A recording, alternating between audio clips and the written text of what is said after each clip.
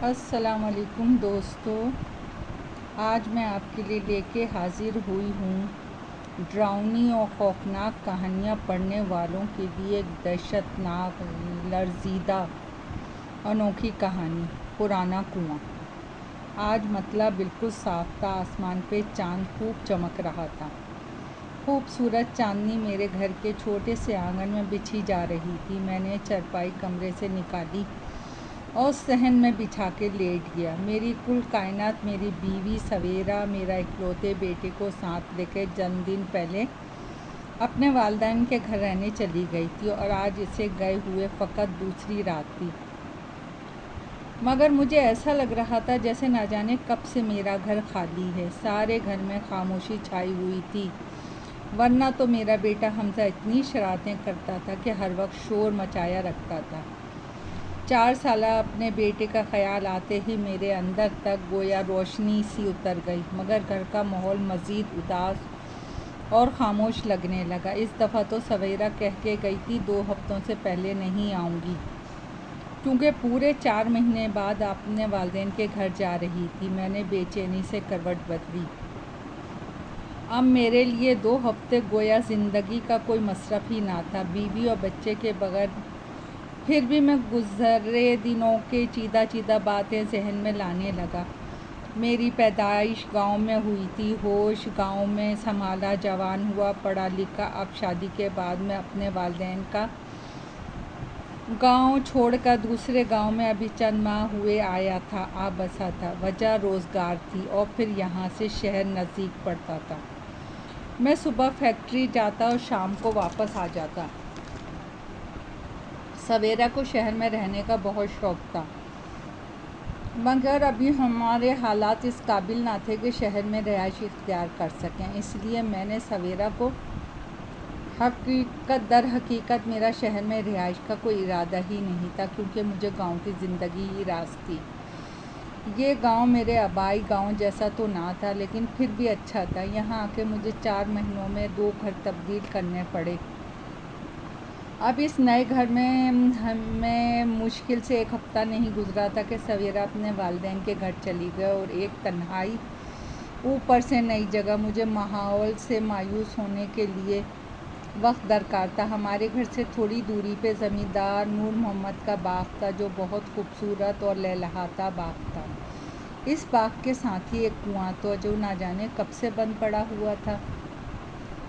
کنویں کے بارے میں گاؤں میں کچھ عجیب و غریب باتیں مشہور تھیں اور مجھ تک یہ معلومات پہنچی تھیں۔ ان کی روشنی میں صرف یہ اندازہ لگا سکتا تھا کہ کنواں آسیب زدہ ہے، لوگ اس سے دور رہنا پسند کرتے ہیں، بلکہ کنویں کے گرد 4 دیواری تعمیر کر دی گئی تھی۔ لیکن گاؤں کے شرارتی بچے کرکٹ اور دوسری بہت سے کھیل تماشائیوں کے لیے وہاں سے اینٹیں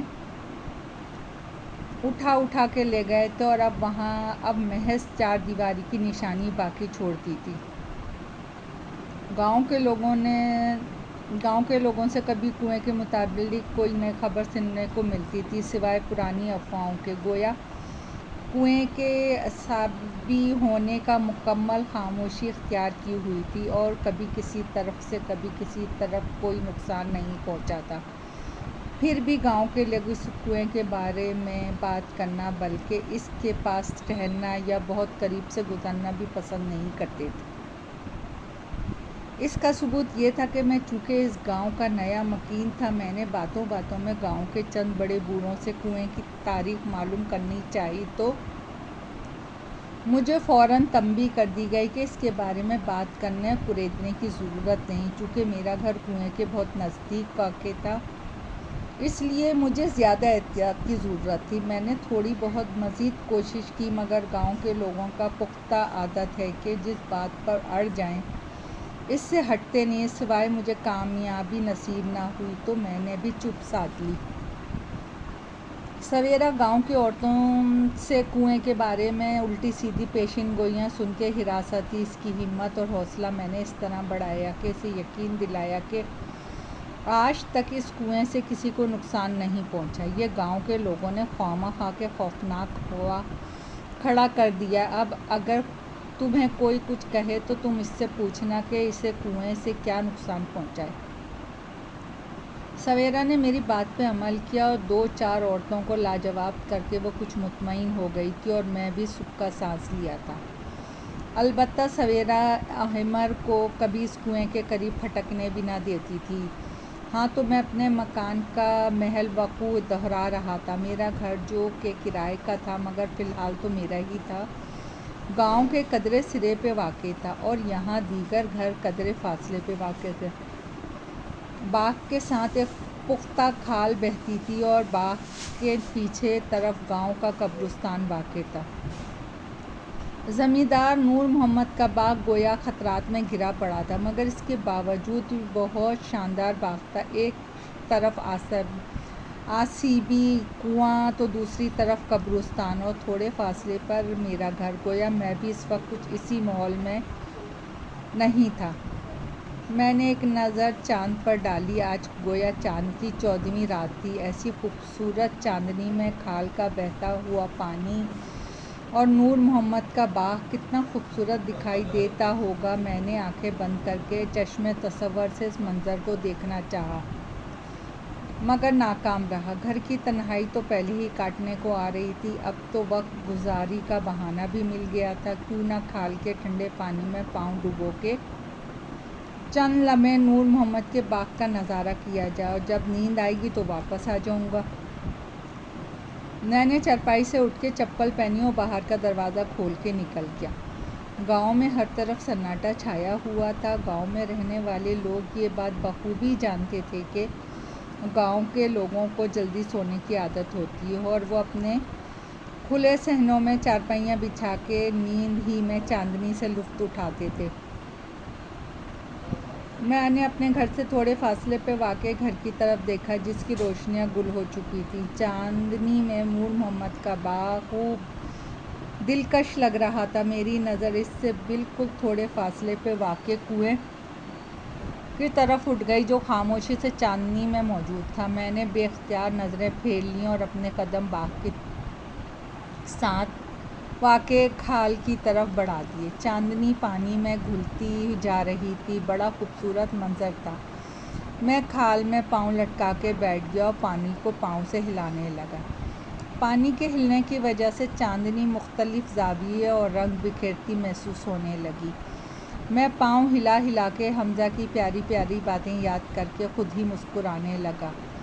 दफ़तन मेरे जहन की रौब गोया बहक सी गई। मुख्तलिफ आवाज़ें मेरे जहन में गर्दिश करने लगी, जिनमें से एक आवाज़ कदरे ज़ोर से मेरी समात में गूंजी। राशिद भाई, मैंने सुना है कि कभी कभार इस कुएं के पास एक साया मंडलाता नज़र आता है। किस किस को वो साया मर्द का साया मालूम होता है। इस कुएं में से कभी कभार दर्दनाक आहें भी सुनाई देती हैं, जैसे कोई बहुत तकलीफ़ में मुब्तला हो और मदद के लिए किसी को पुकारना चाहता हो, मगर ये आवाज़ें भी हर एक को सुनाई नहीं देती। गोया ख़ास ही बंदा होता है जिसे वो साया दिखाई देता है या फिर आवाज़ें सुनाई देती हैं। मैं ऐसा शाज़ो नादिर ही होता है। गांव में बहुत कम लोग हैं जिन्होंने वो साया देखा है। अब तो वो बूढ़े हो चुके हैं, कुछ मर भी चुके हैं, मगर पहले भी गाँव वालों के दिलों में इस कुएं की वहशत नहीं जाती। इसकी हकीकत तो शायद ही किसी को पता हो, मगर कुछ है ज़रूर। मेरी रीढ़ की हड्डी में सनसनाहट सी सरात कर गई और मेरे हिलते पैर खुद ब खुद रुक गए। मेरी कैफियत अजीब सी हो रही थी, जैसे मैं पत्थर का हो गया हूँ। ये वाक़या कई साल बाद पेश आता है। किसी को वो साया दिखाई दिया हो या आवाज़ें सुनाई दी हों। अब इस वाक़ये को हुए कई साल हो चुके हैं। अब ना जाने किसकी बारी है। लोग तो रात के वक्त इसलिए इस राह से गुज़रते भी नहीं कि कहीं।